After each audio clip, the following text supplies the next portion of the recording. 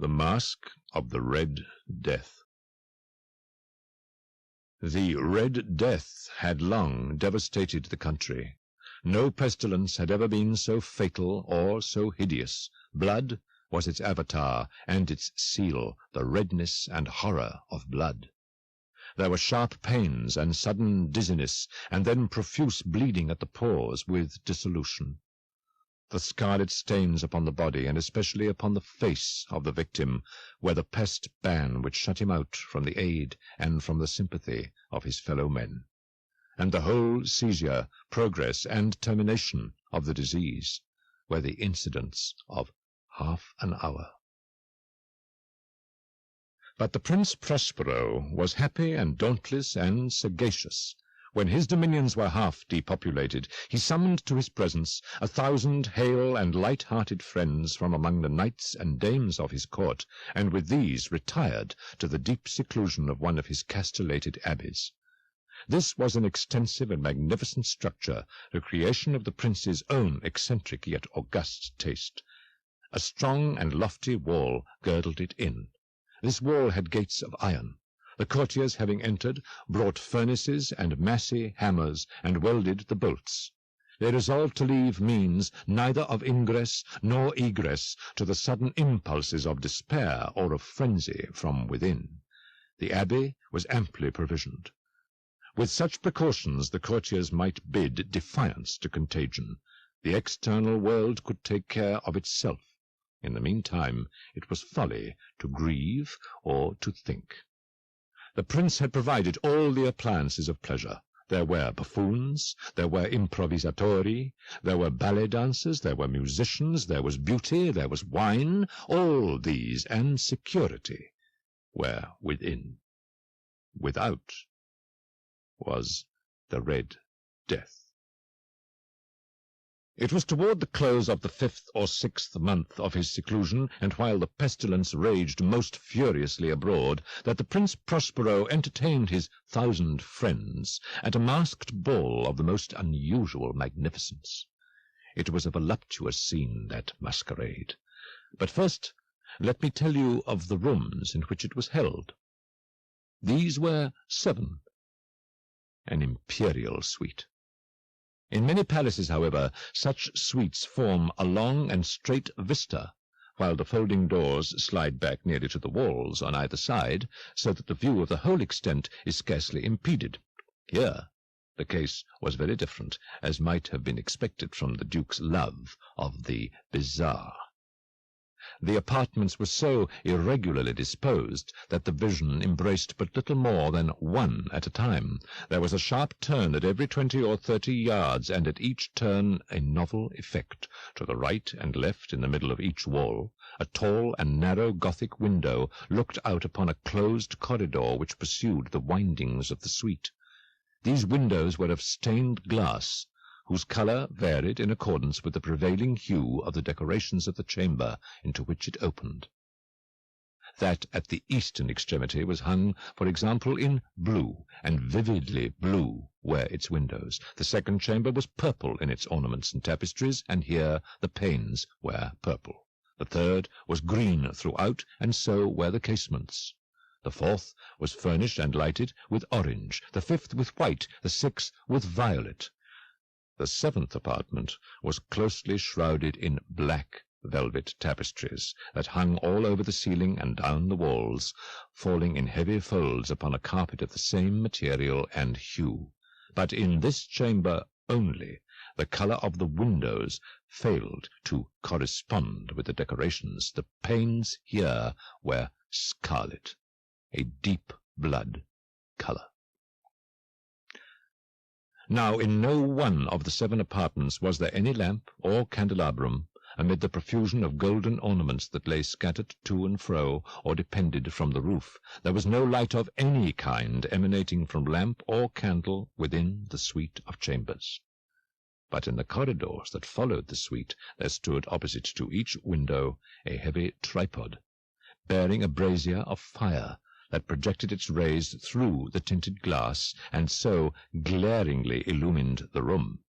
And thus were produced a multitude of gaudy and fantastic appearances. but in the western or black chamber, the effect of the firelight that streamed upon the dark hangings through the blood-tinted panes was ghastly in the extreme, and produced so wild a look upon the countenances of those who entered, that there were few of the company bold enough to set foot within its precincts at all. It was in this apartment also that there stood against the western wall a gigantic clock of ebony. Its pendulum swung to and fro with a dull, heavy, monotonous clang, and when the minute hand made the circuit of the face, and the hour was to be stricken, there came from the brazen lungs of the clock a sound which was clear and loud and deep and exceedingly musical, but of so peculiar a note and emphasis that at each lapse of an hour the musicians of the orchestra were constrained to pause momentarily in their performance, to hearken to the sound. And thus the waltzers perforce ceased their evolutions, and there was a brief disconcert of the whole gay company. And while the chimes of the clock yet rang, it was observed that the giddiest grew pale, and the more aged and sedate passed their hands over their brows as if in confused reverie or meditation. But when the echoes had fully ceased, a light laughter at once pervaded the assembly. The musicians looked at each other and smiled as if at their own nervousness and folly, and made whispering vows each to the other that the next chiming of the clock should produce in them no similar emotion. And then, after the lapse of 60 minutes, which embrace 3,600 seconds of the time that flies, there came yet another chiming of the clock, and then were the same disconcert and tremulousness and meditation as before. But in spite of these things, it was a gay and magnificent revel. The tastes of the Duke were peculiar. He had a fine eye for colours and effects. He disregarded the decora of mere fashion. His plans were bold and fiery, and his conceptions glowed with barbaric lustre. There are some who would have thought him mad. His followers felt that he was not. It was necessary to hear and see and touch him to be sure that he was not. He had directed in great part the movable embellishments of the 7 chambers upon occasion of this great fete, and it was his own guiding taste which had given character to the masqueraders. Be sure they were grotesque. There were much glare and glitter and piquancy and phantasm. There were arabesque figures with unsuited limbs and appointments. There were much of the beautiful, much of the wanton, much of the bizarre, something of the terrible, and not a little of that which might have excited disgust. To and fro in the 7 chambers there stalked, in fact, a multitude of dreams, and these, the dreams, writhed in and about, taking hue from the rooms, and causing the wild music of the orchestra to seem as the echo of their steps. And anon there strikes the ebony clock which stands in the hall of the velvet, and then, for a moment, all is still and all is silent, save the voice of the clock. The dreams are stiff frozen as they stand. But the echoes of the chime die away, they have endured but an instant, and a light, half-subdued laughter floats after them as they depart. And now again the music swells, and the dreams live and writhe to and fro more merrily than ever, taking hue from the many tainted windows through which stream the rays from the tripods. But to the chamber which lies most westwardly of the 7 there are now none of the maskers who venture, for the night is waning away, and there flows a ruddier light through the blood-coloured panes, and the blackness of the sable drapery appalls. and to him whose foot falls upon the sable carpet there comes from the near clock of ebony a muffled peal, more solemnly emphatic than any which reaches their ears, who indulged in the more remote gaieties of the other compartments.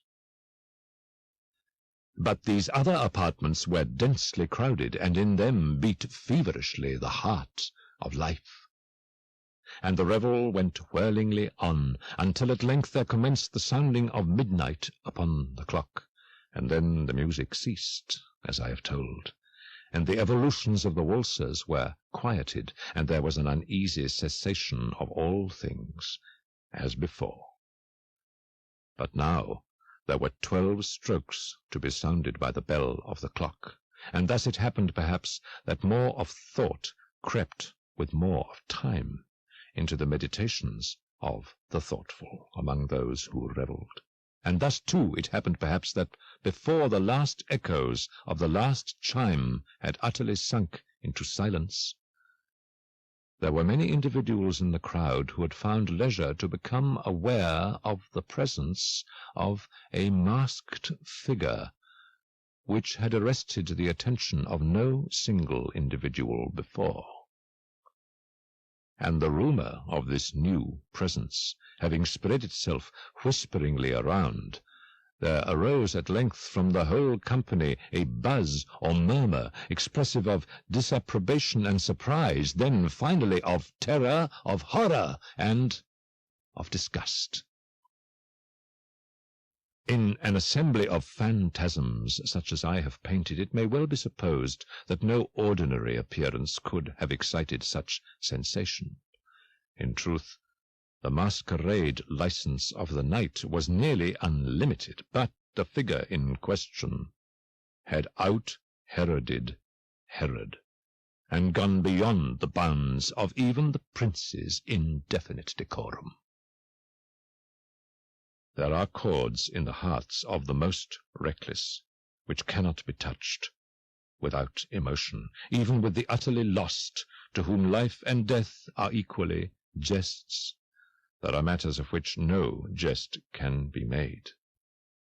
The whole company, indeed, seemed now deeply to feel that in the costume and bearing of the stranger neither wit nor propriety existed. The figure was tall and gaunt, and shrouded from head to foot in the habiliments of the grave. The mask which concealed the visage was made so nearly to resemble the countenance of a stiffened corpse that the closest scrutiny must have had difficulty in detecting the cheat. And yet all this might have been endured, if not approved, by the mad revellers around, but the mummer had gone so far as to assume the type of the Red Death. His vesture was dabbled in blood, and his broad brow, with all the features of the face, was sprinkled with the scarlet horror.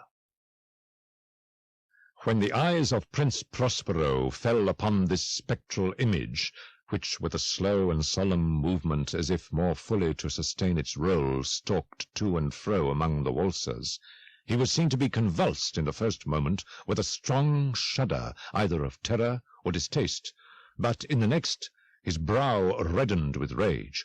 "Who dares," he demanded hoarsely of the courtiers who stood near him, "who dares insult us with this blasphemous mockery? Seize him and unmask him, that we may know whom we have to hang at sunrise from the battlements." It was in the eastern or blue chamber in which stood the Prince Prospero as he uttered these words. They rang throughout the 7 rooms loudly and clearly, for the prince was a bold and robust man, and the music had become hushed at the waving of his hand.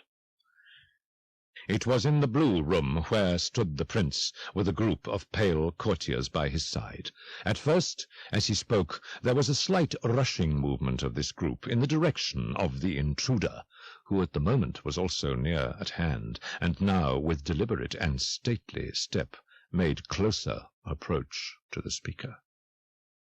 But from a certain nameless awe with which the mad assumptions of the mummer had inspired the whole party, there were found none who put forth hand to seize him, so that unimpeded he passed within a yard of the prince's person.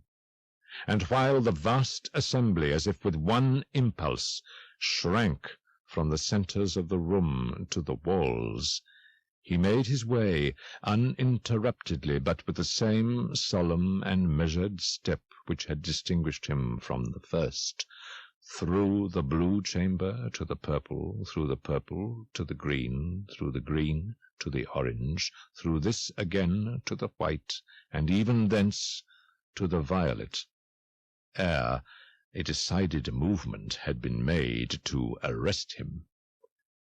It was then, however, that the Prince Prospero, maddening with rage and the shame of his own momentary cowardice, rushed hurriedly through the 6 chambers, while none followed him on account of a deadly terror that had seized upon all.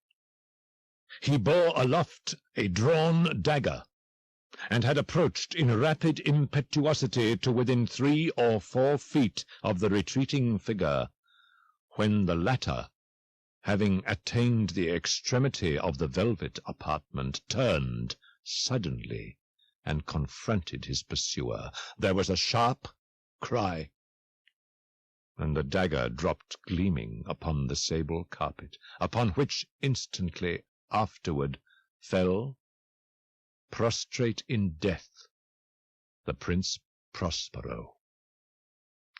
Then, summoning the wild courage of despair, a throng of the revellers at once threw themselves into the black apartment, and seizing the mummer, whose tall figure stood erect and motionless within the shadow of the ebony clock, gasped in unutterable horror at finding the grave cerements and corpse-like masque, which they handled with so violent a rudeness, untenanted by any tangible form. And now was acknowledged the presence of the Red Death. He had come like a thief in the night, and one by one dropped the revellers in the blood-bedewed halls of their revel, and died, each in the despairing posture of his fall. And the life of the ebony clock went out with that of the last of the gay, and the flames of the tripods expired, and darkness and decay and the Red Death held illimitable dominion over all.